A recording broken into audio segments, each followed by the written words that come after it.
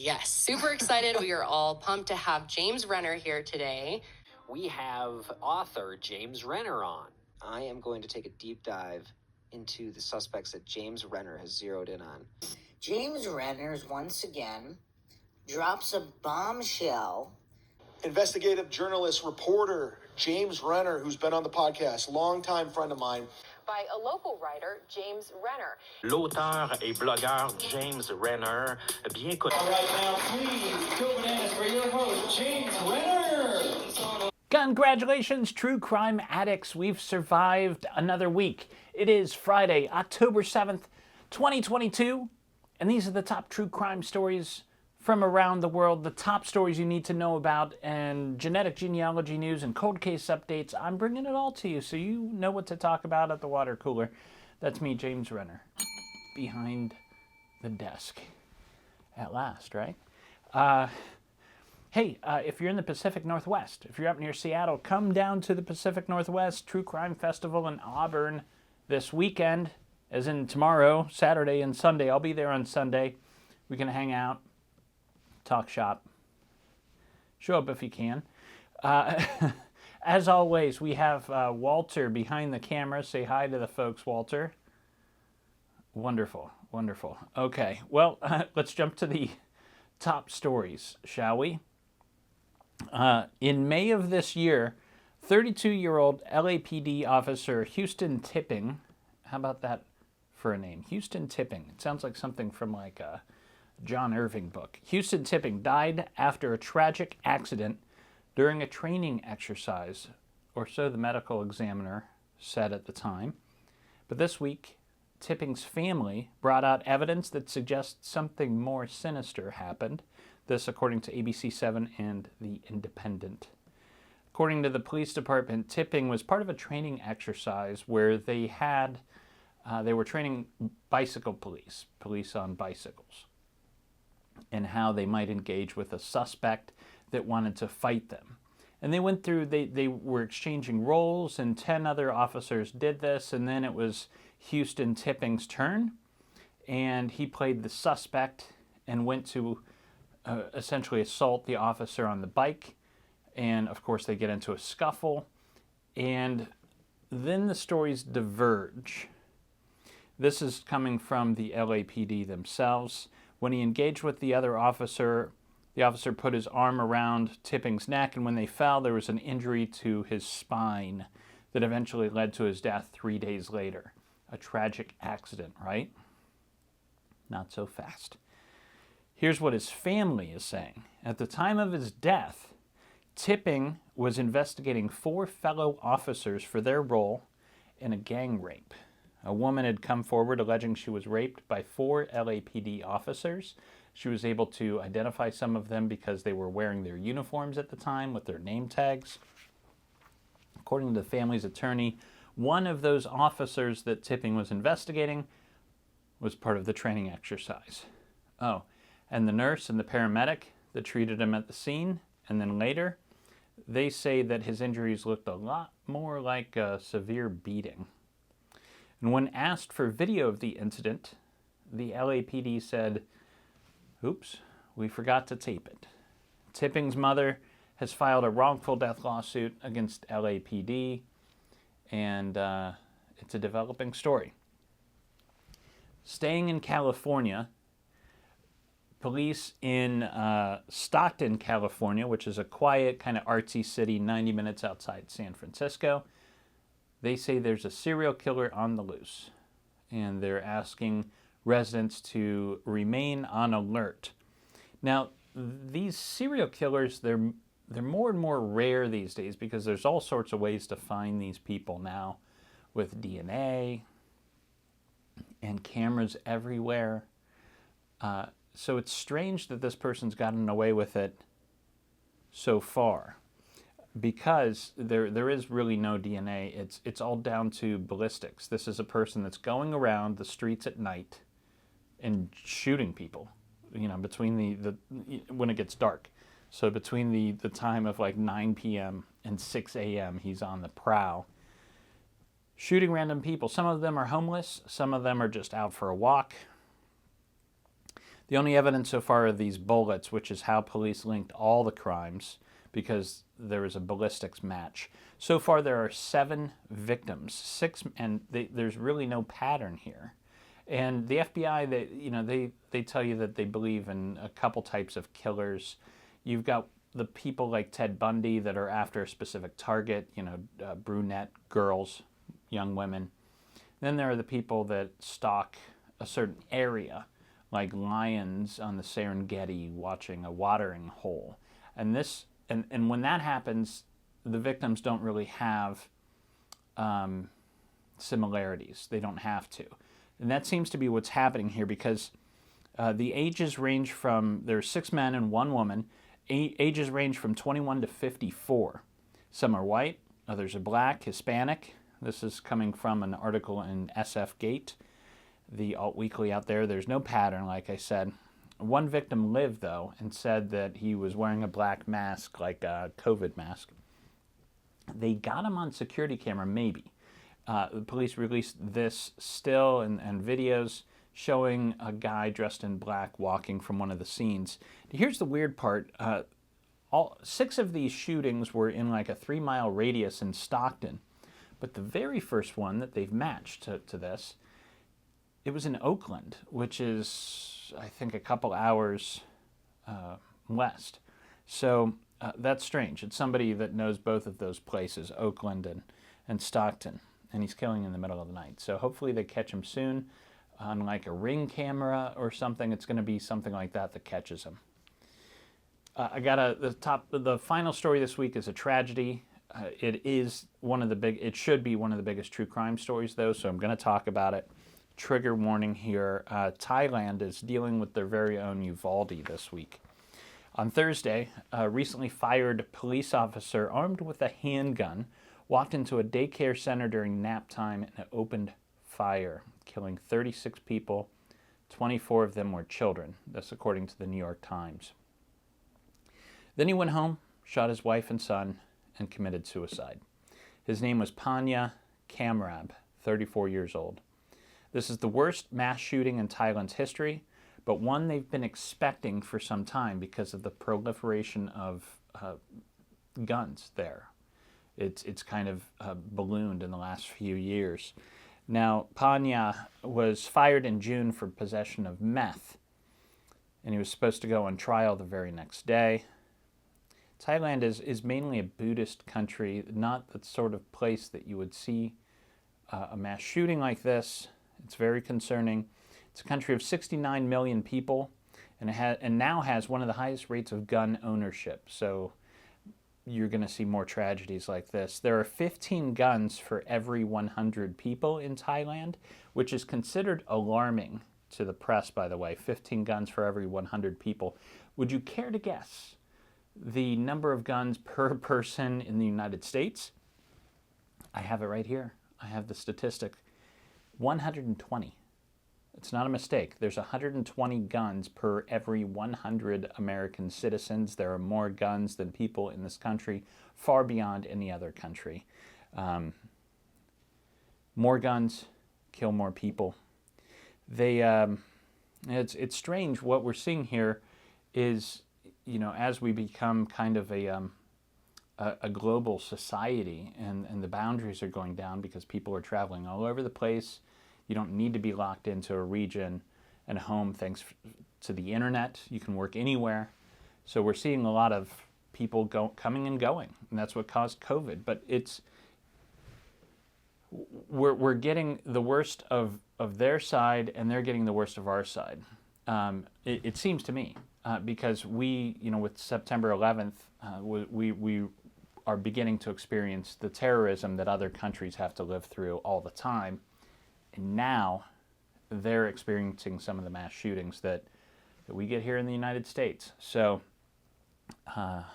hopefully some changes in the future. But sad story out of Thailand. Hey, I've got some better news in the second half. We've got some cold case updates, some old cold cases that were solved, genetic genealogy, and you got to hear this weird news out of Perth, Australia, just in time for Halloween. It'll make you not want to sleep without a light on tonight. So I'll be back in 2 and 2 with more true crime this week. And we're back with Hey Dude, starring David Brisbane. Some cold case updates for you. Hey, some good news out of Vermont. This is about the Don Messier case. There's this group, you've heard of them on the show before, Adventurers with Purpose. They're doing some fantastic work, thinking outside the box on how to solve some cold cases. What they do is they look for missing people that have disappeared with a vehicle, knowing that the most likely solution for those rare cases where a person's gone missing as has their vehicle, they probably ended up in the water somewhere, which is why the vehicle was never found, and the remains are likely inside that vehicle. So they have these fantastic adventures. They've got this dive team, and they do these adventures with purpose. So they've solved the Don Messier case, it looks like, at least most of it. Now, 34-year-old Don Messier went missing in Vermont way back in 2006. He just left a party in Waitsfield, where he and his truck vanished. This is according to WCAX. Adventurers with Purpose, their divers found his truck at the bottom of the Winoosuc River on Wednesday. One of the divers brought up the license plate. There it is, definitely the truck.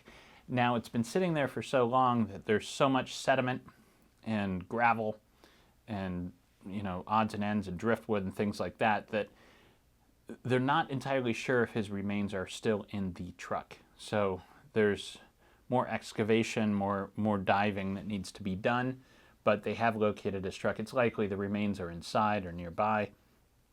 So, hopefully he gets a proper burial. We'll have the rest of that news hopefully next week. You want to hear about a twisty mystery? Buckle up. Hang on to your butts.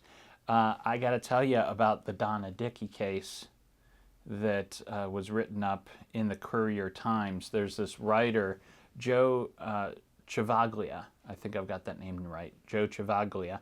Her article is in the Courier-Times on the Donna Dickey case. I've linked it in the liner notes. Go check it out. Here's the mystery, folks. Police in Pennsylvania say they've identified the killer of a young woman from 1990 and had closed this cold case, but a documentary filmmaker says there's more to the story and maybe more than one man was involved. Let's unpack this. On October 10th, 1990, Donna Dickey, she was a 32-year-old mother of two. She followed her normal routine that day. It was a Thursday, I believe. Drove to town in her 1973 gold Pinto to the bank and cashed her paychecks. Remember when you used to have to do that? Drove to cash her paycheck, stopped at a Burger King for a Whopper with cheese. I like everything about her so far. So after eating the Whopper, well, she probably took the Whopper with her. She drove to Silver Lake Park, where she liked to park and then eat and feed the ducks. Now, nothing else is known about her whereabouts between 6 p.m. that night and 2 a.m., but she never returned home. At 7:40 a.m. the next day, a security guard found her car parked illegally. He looks inside the vehicle, sees her keys and some women's shoes, and he's like, this does not look good. Starts looking around, finds Donna's body about 30 feet away in the woods. She'd been raped and strangled. To this, up until this week, up until this year, her killer remained unidentified. The police had no leads. They had good DNA in this case, though, which will come in handy later. But back in 1990, CODIS wasn't even really a thing. It was just starting out with the FBI, the pilot program, and they didn't enter it into this new system. So the DNA just kind of sat in a freezer. Literally a cold case, right? Cut to Kathy DeBuorno. I'm going to get this last name right. DeBuorno. Kathy DeBuorno. She's an actress. You might have seen her as a recurring character on Deep Space Nine. I have to show the pic. Everybody wanted to see it. Okay, there it is, where she played a Klingon. And oh yeah, she has a master's degree in clinical psychology. Now, DeBuorno, when she was 29 years old, she was at a mall in Hollywood. This is all going to wrap together here pretty soon. Follow me. She's in Hollywood. She's at a mall when she meets a guy named Victor Paleologos. And this guy tried to lure her into a fake photo shoot. You've probably seen this guy's story on like Dateline. A few years later, this man was arrested for the murder of another aspiring actress. He would lure them, have these fake photo shoots, and then do terrible things and kill them. Now, she wondered if paleologists actually killed more women. This Dworno, who escaped this one serial killer, wondered, did he kill more women? And started going back through his history and discovered that paleologists lived in Bucks County, PA in the 1980s and often visited family there. And that's how she came across Donna Dickey's case, who is also from Bucks County, PA. So she goes to the police in Pennsylvania and says, hey, you got to look into this guy. Maybe it's connected. And she finds out that there's DNA, and it has never been entered in CODIS or whatever, and she's like, guys, get it together. So they get the rape kit out of the freezer, they find this DNA, and they submit it to CODIS, and ding, ding, ding, there's a hit, but it's not paleologist. It was another convicted criminal named James Larry Parker who matched the DNA found on Donna Dickey's body. And he's from South Carolina, and there's crimes down there he's connected to that include sexual assault and intent to kill. Unfortunately, James Parker died in 2014 at the age of 67. Police considered it closed. Sorry, we know who did it, but he died before we could get to him. Not so fast, says Dworno, who's making a documentary about this, and I hope she pulls it together because it'll be awesome. In the file, it's noted that the police found more DNA on Donna Dickey's body, and this DNA does not match James Parker, and it does not match Donna Dickey. So whose DNA is this?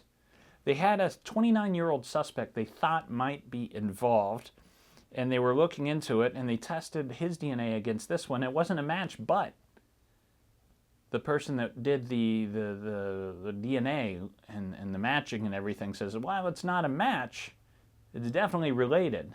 Whoever left DNA on Donna's body is either a brother, a son, or a father of your 29-year-old suspect. What the heck is going on there? So we still haven't answered why this other man's DNA is on Donna Dickey's body, or what that has to do with anything. Was it contaminated crime scene? Was more than one man involved? Highly unlikely. But there's some more mystery to that case. Genetic genealogy news. Othram Labs this week with another solve. Othram Labs does great work. David Middleman, the CEO, a friend of the show, he's helped the Porchlight Project. They're doing some great stuff. Now, this case, in 2012, some folks were digging through an old coal mining garbage dump, as you do.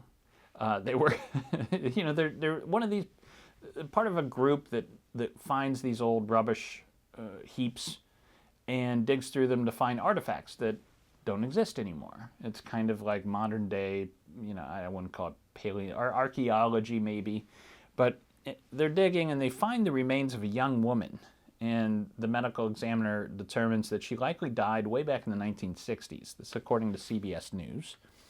Now, eventually, the Jane Doe's DNA was sent to Othram, whose investigators traced it to the family of Joan Diamond, a 14-year-old girl who had disappeared from Wilkes-Barre, PA, in 1969. Now, Wilkes-Barre is about a 2-hour drive from where these remains were found, which I think is quite telling, because now the real investigation begins. They found out that, yes, this young woman did die in 1969, but where they find her, it's 2 hours away.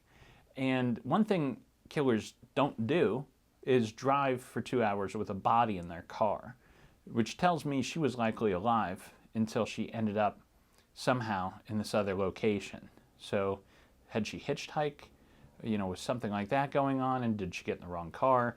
Who knows? But there's more to the story here.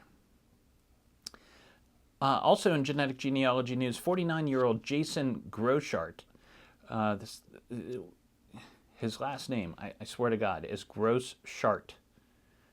Jason Groschart, sorry to laugh, but, to some extent he deserves it. He was arrested Tuesday for sexual assault that happened in Denver way back in 2004. And there's not much about this Jason Groshart yet, but authorities say he was living in Sedalia, Missouri, when they caught up with him. No word if he has a criminal history there or what he was up to, but you don't do that sort of thing once. Weird news here. This crazy case out of Perth, Australia. That's at the bottom of the globe. Police are investigating reports. I don't know why I said that. Of course you know where Perth, Australia is.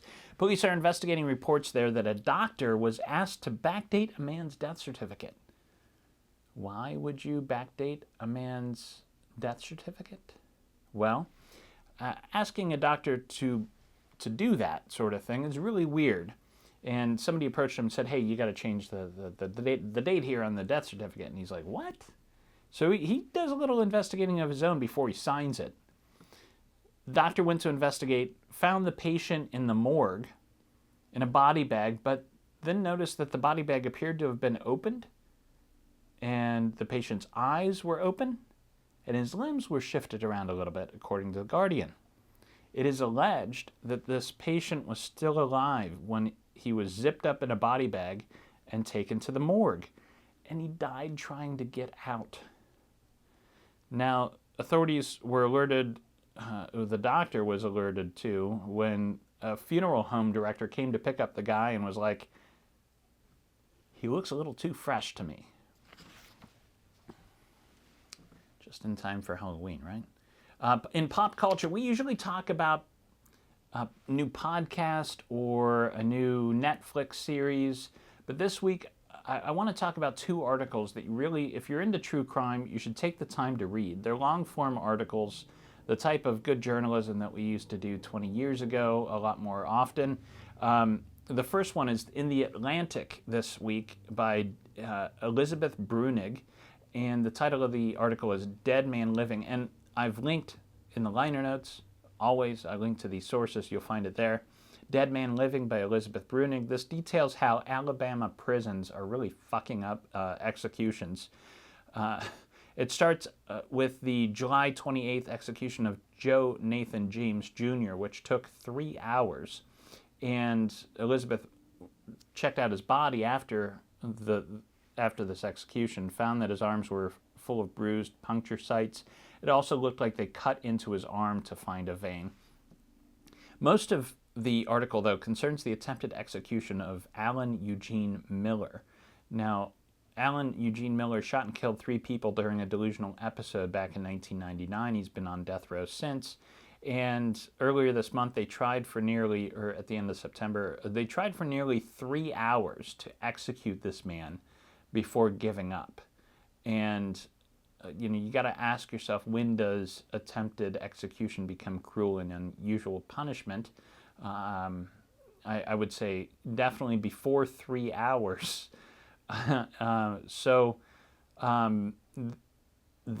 state of Alabama is actually now asking if they can try again. I would say hell's to the no. Do the kids still say that? Anyways, from this article, it appears that the Alabama prison system is a little less efficient than a Popeye's chicken. I'm also recommending an article this week that would appear in the Akron Beacon Journal, the little, I say little newspaper here in Akron, Ohio, because we're a little city, but it's kind of a big deal newspaper. They won lots of Pulitzers back in the day, too. And this comes from writer Amanda Garrett. This is the real story of Miranda Webb, a.k.a. Lily Forrester, who you might know as one of the subjects in the HBO documentary, The Anarchists, if you watched that. It came out earlier this summer. She was the leader of Kent State Students for Sensible Drug Policy, or KSDIP. She got busted with marijuana oil. She was making marijuana oil in 2015, and then she skipped town before answering the trial for the felony, ran to Mexico with her boyfriend, then got caught up in some sort of drama with the Mexican drug cartel. Crazy story. Craziest thing being she got busted with marijuana oil in 2015 and had to flee the country, when I can go down to the corner store right now and get vape oil that is not for medicinal purposes, or so I've heard. So it's It's a tragic story. You got to read it. It's really good writing. Check the charts on True Crime, the Chartable, which charts the top true crime podcasts in America. And the top 10 this week are all our usual suspects. You've got Crime Junkie and Morbid and My Favorite Murder up on top. Lore. What is Lore doing there, by the way? But so there's nothing really exciting to tell you there. So I'm going to recommend, if you haven't listened to it yet, you should listen to Murder in Alliance. It's a great series on a weird murder in Alliance, Ohio by Maggie Freeling, who you might know from the Maura Murray documentary. If you haven't listened to it, check it out. And that's the news for this week, the top true crime news, and there was a lot. You're welcome, America. The world, I should say. I will be back next week. It is Friday, though. It is the weekend, which is always cause to celebrate. And that means it's time. We gotta get